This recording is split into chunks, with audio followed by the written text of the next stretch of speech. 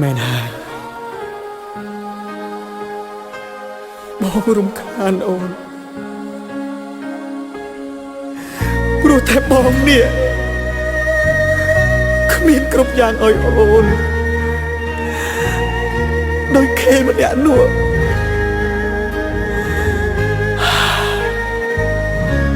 អូនទៅចោលបានដឹងច្បាស់វលាក់ផ្លាំងមានថ្មីហើយ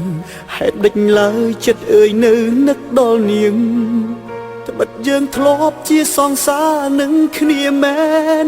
តែពេលនេះបានបដូរផ្លាំងអងទៅហើយព្រួងអូនសម្រេចចិត្តជ្រើងរូបគេបងគ្មានទៀតទេនៅក្នុងបេះដូងបងក៏តាមចិត្តអូនទាំងធ្លាយទ្រូងឲ្យតែស្ងួនអូនពិតជាបានក្តីសុខ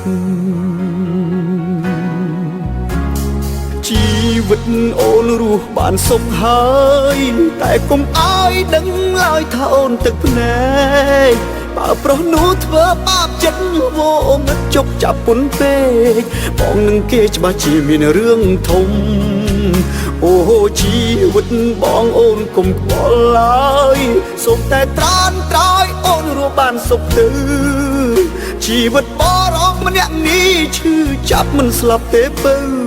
បងរស់ព្រោះនៅចាំមើលអូន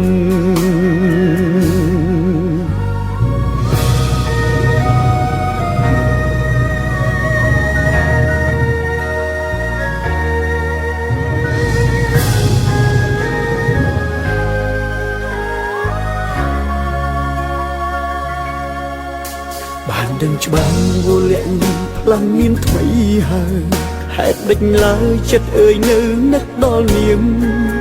ត្បិតយើងធ្លាប់ជាសង្សារនឹងគ្នាមែនតែពេលនេះបានបដូរផ្លាំងអងទៅហើយព្រួងអូនសម្រេចចិត្តជ្រើងរូបគេបងគ្មានទៀតទេនៅក្នុងបេះដូងបងក៏តាមចិត្តអូនទាំងធ្លាយទ្រូង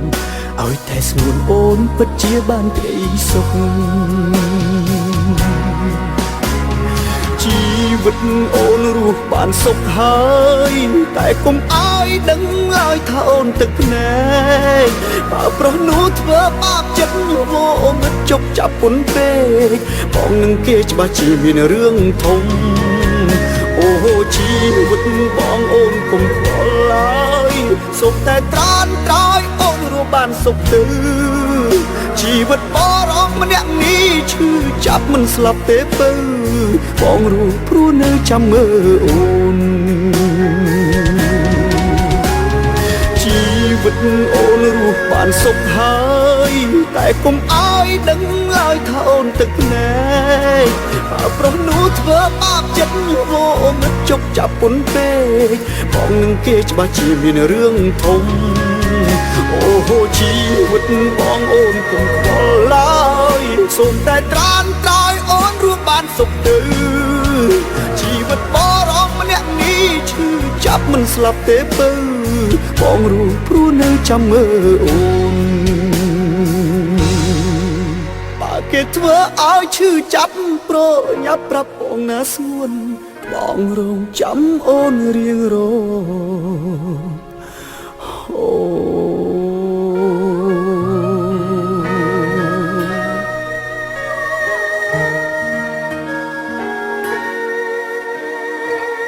ដឹងទេបងនឹកអូនណាស់